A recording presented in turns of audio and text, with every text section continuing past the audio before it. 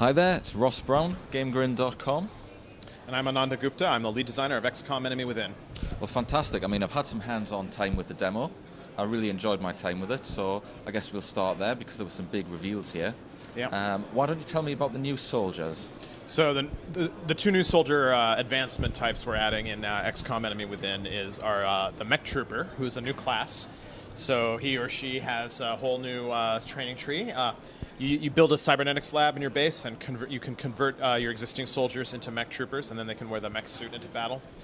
The mechs are very powerful and tough units, not invulnerable, as you probably found out. Yes, I did find out in my own run-through. I lost both of them, but still managed to complete the mission. Well, there you go. They pulled you through a little bit. If they did a lot of damage before I lost them. And they have all mechs have the ability collateral damage, which will let them destroy cover selectively, something that our fans have been wanting.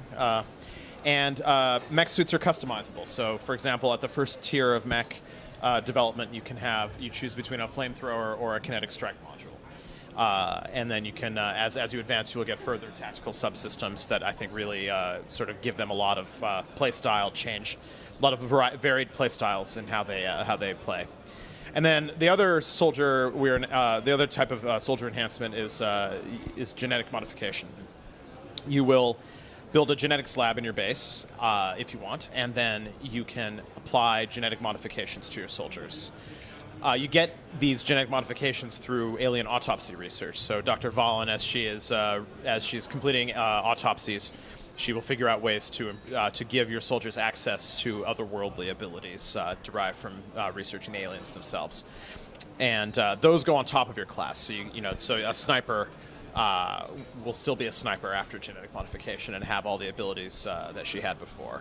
And I think these are very interesting because they're we don't going down one path doesn't stop you from going down the other. Although because they're both limited by a resource meld, which I'll talk about in a second, you may not get as far down one path if you dabble on the other. So it's up to the player to decide which way to go and how far to go. Okay. So that's the new soldiers. We've got some new aliens as well. Yes. So yeah, we saw in the demo the mechanized sectoids. Yes, the mechtoid. Yeah, they were pretty tough. Let's talk about them for a bit. Yeah, the sectoids decided they had to up their game. They're tired of being pushed around in the early part of the game, and so they come back in their own mech suits. The mechtoid is a very dangerous and tough enemy. Players, I think, will enjoy figuring out how best to defeat them. Well, I love the first XCOM. I loved XCOM. Yeah. And this is an expansion pack. I understand it's also going to be released in a full package standalone version for the consoles, Xbox 360 and PS3, the Commander version, is that right? The Commander Edition, yeah. The Commander Edition, yeah. Yep. One of the things about XCOM that I did notice, as somebody who played it a lot, is that once you've gone through a couple of run-throughs, you start to see the same maps repeating. That's right. Now, I understand you've added a whole bunch of new maps, so what's the number of new maps and what do they bring to the action? We've added almost 50 new maps to the game. There's a variety of maps. We've added, one of the things our fans mentioned was that they're tired of UFOs crashing in forests, and so we have added urban UFO crashes. So now UFOs can crash in a sort of ruined cityscape, which I think is a really cool new addition and will add some interest to the UFO maps. We've added the farm, which you saw. Mm-hmm. There are several others. There's a bank now. There's a roadhouse. There's all sorts of new places to do battle. We've even added a couple of new terror missions. Right, the paper office can now be a site of a terror mission, and you can sort of play chicken with chrysalids inside this darkened, burning warehouse. It's pretty freaky. And however, we knew that we would not be able to make as many maps as we shipped in the original XCOM Enemy Unknown. And so one of the things that we've done is we've made the gathering of meld, the resource that you use to pay for your new soldiers, the cybernetics and the genetic modifications. We have added this to all the new maps and the Enemy Unknown maps, and I should say all the abduction maps and the UFO maps, the crashes and landed maps. And what these do is the way you get meld is it's in canisters on the maps, and it has timers.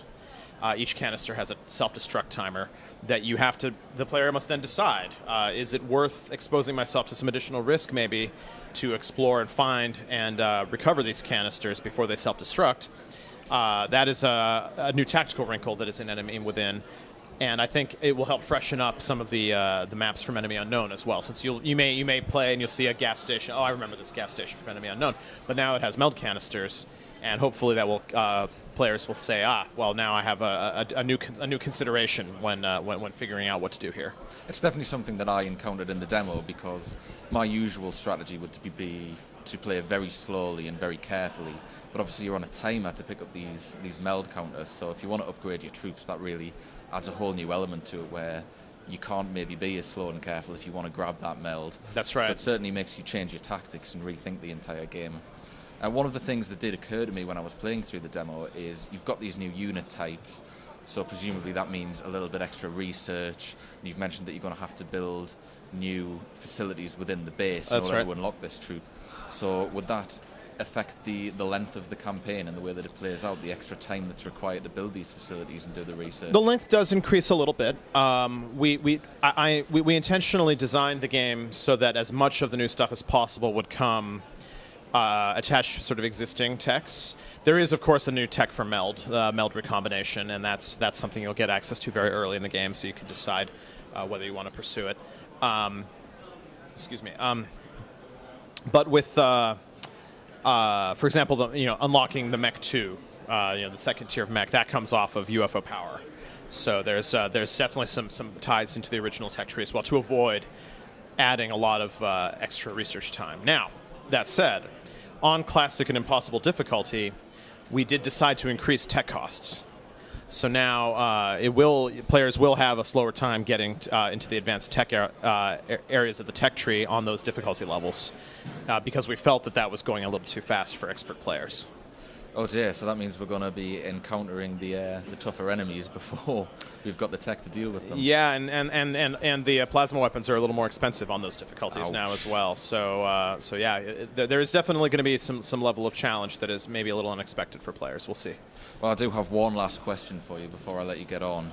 And we've seen the mechtoids, and they were pretty scary and they were pretty tough, and I had a pretty hard time going up against them in the demo. Please tell me I'm not going to see a muton in a mech suit. No, there is no mech muton. We actually thought about adding a mech muton and considered that, but the problem was the muton's already huge and beefy and scary looking, and putting him in a sort of exoskeleton didn't add as much as we thought it would, and so we went back to the drawing board and said, okay, which alien would really want a mech suit the most? And the answer was obvious. Okay, well that's brilliant. Thank you so much for your time. I really enjoyed the demo. I loved my hands-on. Can't wait for the release. Can't wait to get my hands on it. It releases on November 15th, 2013 on Xbox 360, PlayStation 3, PC, and the Mac. So you will get your hands on it right then. Absolutely. I will certainly do. Release day. Thank you very much. Thanks so much for coming to talk to me.